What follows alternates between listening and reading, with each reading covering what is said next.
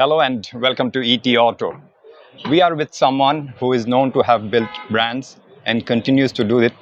And some of those brands have also lent themselves as pillars for the company, which makes them. And I'm talking about Rajesh Jejurikar, Executive Director, Automotive and Farm Equipment Sectors at Mahindra and Mahindra.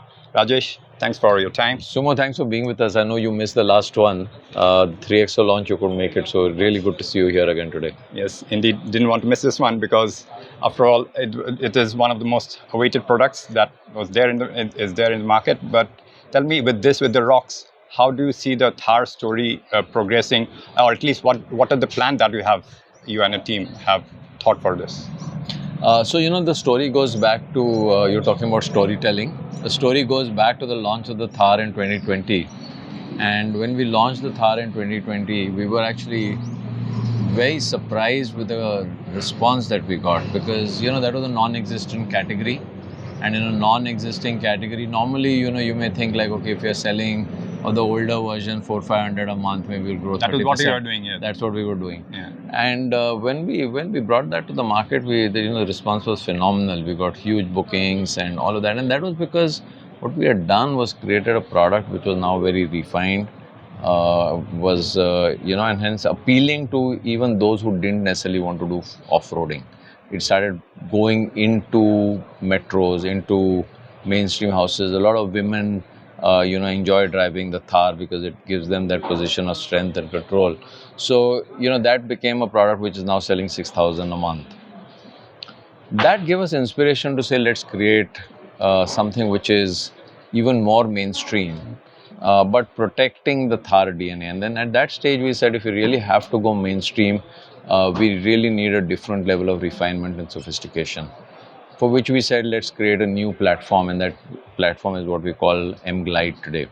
We call it M-Glide because it gives you ride quality and noise levels and all of that, which is comparable to even a product like XUV 700, which is a benchmark in refinement and noise levels and ride quality. So the Thar Roxx today brings you all of that, and also brings in a lot of very good interiors. Tech like ADAS, Adrenox, Harman Kardon systems. So we have, a product which I think will really take on the mainstream market. Many people ask, is this a vehicle for the family? And I say it's for a bunch of people who want a lifestyle. It could be family or it could be friends, but it's a mainstream product. The most important thing is it can be a product, the only product you have in the household. With the Thar 3-door, typically that's not the only product. It's either the second or third vehicle in the house. People can buy this as the product that they drive, and that's why we call it the SUV. And when you launched the Thar, the 3-door Thar, initially you thought, okay, 30-40% incremental volume would be good enough, but then it far exceeded that. In this case, what are your projections? We learned a lot in 4 years. So, this time we are more optimistic and more confident, and which is why we've kind of said that in the next 3 to 5 years, Thar portfolio should become the number one selling SUV as a Thar portfolio, not as a Mahindra. We already are number one by revenue market share. As a Thar brand family, in the price points more than 12.5 lakhs. In terms of volume, you mean? In terms of volume. Okay. And in that 3 to 5 year time horizon, it will still have 2 Thars in that portfolio, or could there be? When I say it's a Thar portfolio, it means that it could be more. It could be more as well.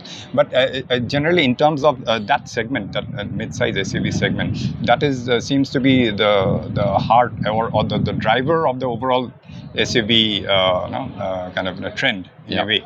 So how do you know? What are your projections in terms of the outlook? At which rate could it grow in the near term? Yeah, so I've always seen the auto market over a long period of time, and I've seen that sometimes we try to define categories and category growth looking at regression models based on what's happened in the past. But categories really grow based on products that come in. Sometimes an amazing product comes in and grows a category. So I think Roxx has the ability to grow this segment itself, because many more people with the pricing that we have, where this becomes accessible, technology accessible to a large number of people, a really good mainstream product, differentiated, which will be accessible to many more. And overall, I would think that with the Thar Roxx, the segment itself will grow. Okay. And 3 years in the making, how much of investment has gone behind this? We've spent about 1,000 crores, which includes the additional capacity and the product development. Okay. And the e-Thar the concept which you showcased exactly a year Yeah. ago, that will be a totally different. That will be totally different, and that is more a concept, and it will come later in sequence. Our born electric strategy is based on the first 3 or 4 products that we've designed that will be launched in 2025.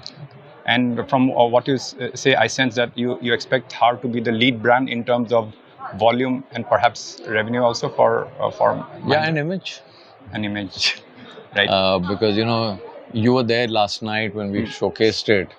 I haven't for a long time seen this kind of passion about amongst everyone who was there to find out more and get in. And we typically have the photo op, and we didn't know how to reach the vehicle for the photo op.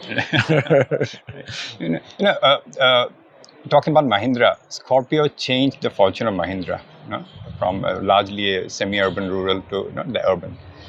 What Scorpio did to the then Mahindra, do you expect Thar with the equipped with the Thar Roxx now to do something of another Scorpio moment for Mahindra? Suma, if I was to dial back, I would think the Thar we launched in 2020 and the XUV 700 that we did were those moments. Because we had got in pre-2020 into going back to being a more rural focused brand, because we were very Bolero Neo Bolero dependent. We had launched Neo later. Scorpio sales of the Scorpio Classic had become more rural oriented, but the Thar 3-door and the XUV 700 in a way brought us back into modern urban young consumers. Of course, the Thar Roxx will really help us multiply and take that even forward. And cumulatively, you are progressing towards the 50,000 mark. By when do you think you'll cross that? We have capacity now, so we can't kind of say we don't have capacity. So we have capacity to get us there, and hopefully we'll get along that way soon. So I'm not obviously going to give you a guidance on the dates for when we'll get there, but many things are going in a manner that we have very optimistic, and we expect this year to grow at mid to high teens, as we call it, for us. And lastly, your philosophy or vision of being a maker of true blue SUVs, that remains intact, considering that there's also a viewpoint that, like any sector, if there is a particular trend of one particular style or one particular type, there could be at some point some consumer fatigue, and that is kind of seen that perhaps SUV could also face that, not in the immediate term, maybe at some point. Yeah, and hence we have a wide variety. Pratap has this slide which talks about how each of our brands has a different personality and a character and some common thread. So 3XO, for example, is not true blue SUV, but it carries the space and the ground presence and the unmissable presence of an SUV characteristic.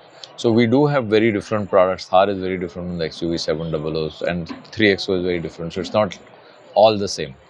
On that note, thank you so much. All the very best. Thank you, Rajesh. Always good to talk to you.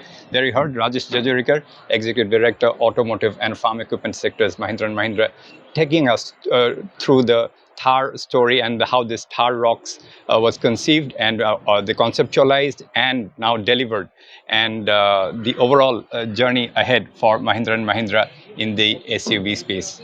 On that note, thanks for watching this interview. Take care. Goodbye.